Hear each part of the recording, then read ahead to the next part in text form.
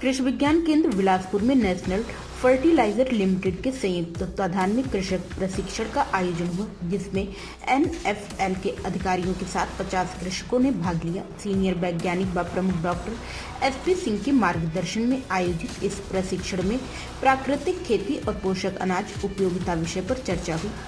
केंद्र में आयोजित इस एक दिवसीय प्रशिक्षण के मुख्य अतिथि ओमपाल गुप्ता, राज्य प्रबंधक एनएफएल ने अपने उद्बोधन में कहा कि एनएफएल का उत्पाद पीडीएम जो वायु पोटास मिट्टी की कंडीशनिंग करता है, यह मिट्टी की जल धारण क्षमता बढ़ाता है, मिट्टी में एरिएशन के बैक्टीरिया को भोजन प्रदान करता है। अंतर्राष्ट्रीय पोषक अनाज वर्ष के अवसर पर उन्होंने कृषकों को अधिक मात्रा में पोषक अनाज का उत्पादन करने व उसे आहार में सम्मिलित करने के लिए कृषकों को प्रेरित किया। वरिष्ठ वैज्ञानिक व प्रमुख डॉक्टर एसपी सिंह ने अपनी अभिव्यक्ति देते हुए बताया कि प्राकृतिक खेती ऋषि खेती है, जिसको कृषकों को गुणवत्तापूर्ण, पौष्टिक व सरूटा अनाज प्राप्त होता है। इस अवसर पर केंद्र की वैज्ञानिक डॉक्टर शिल्पा कौशिक ने कृषकों को प्राकृतिक खेती के अंतर्गत जीवामृत, बीजामृत, घनजीवामृत, ब्रह्मशस्त्र, नीमाशस्त्र बनाने की जानकारी प्रदान की। एनएफएल के क्षेत्र प्रभारी विश्वजीत मोदक ने एनएफएल के उत्पादों को जानकारी प्रदान की।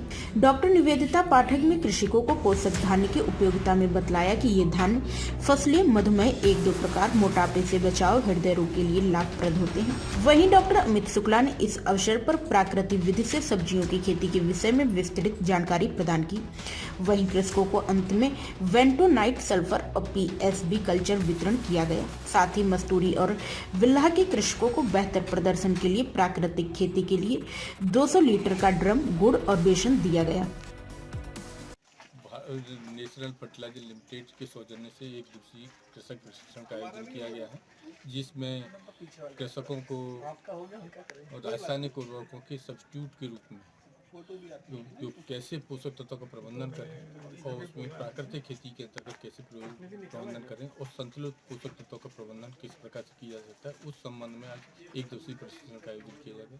जिस प्रकार से कि हम प्राकृतिक रूप से जैसे जीवामृत, घनजीवामृत, बीजामृत और संजीवक, ये नीमास्त्र और अंगिन्यास्त्र, ब्रह्मास्त्र बना करके प्राकृतिक खेती के अंतर्गत जो है प्रबंधन कर सकते हैं और जिससे कि अपनी फसल की उत्पादकता बढ़ा सकते हैं, उत्पादन बढ़ा सकते हैं, पर्यावरण को अच्छा स्वस्थ रख सकते हैं और अपनी खेती की खेत की मिट्टी की उर्वरता, उत्पादकता को कैसे नियंत्रित कर सकते हैं, मेंटेन कर सकते हैं। इस संबंध में किसानों को आज इस प्रशिक्षण के माध्यम से ये जानकारी दी जा रही है। अपना परिचय। Doctor SP Singh, senior scientist and head कृषि विज्ञान केंद्र बिलासपुर। ठीक, क्या बताया जा रहा है? अच्छा, आज कृषि विज्ञान केंद्र बिलासपुर में नेशनल फर्टिलाइजर लिमिटेड, जो कि भारत सरकार की एक खाद बनाने वाली कंपनी है, उसके द्वारा ये किसान प्रशिक्षण कार्यक्रम का आयोजन किया गया है। यहाँ पर बिलासपुर ज़िले और आसपास के ज़िलों से काफ़ी किसान जो है यहाँ आए हुए हैं और किसानों को जो कि विशेष रूप से खेती का काम करते हैं, उनको विशेष रूप से जो है कौन कौन सी नई नई विधियाँ जो है अभी हमारी वैज्ञानिकों ने खोज के निकाली हैं, जिससे कि हमारे उत्पादन में वृद्धि हो, किसान की लागत कम हो। क्योंकि अभी जो किसान की लागत है वो लगातार बढ़ती जा रही है, उर्वरकों की कीमतें बढ़ती जा रही हैं, महंगाई भी बढ़ती जा रही है और उत्पादन जो है धीरे धीरे गिरता जा रहा है। कारण उसका क्या है कि हमारा किसान जो है मिट्टी की देखभाल प्रॉपर नहीं कर पा रहा। किसान जो है आलसी हो गया है, अल्टीमेटली खेत में जाकर के मेहनत नहीं करना चाहता। जैसे कि वीडीसाइड का इस्तेमाल करना, तो अत्यधिक वीडीसाइड का इस्तेमाल कर रहा है। मिट्टी की टेस्ट मतलब अपने खेत की मिट्टी की जांच नहीं कराता है।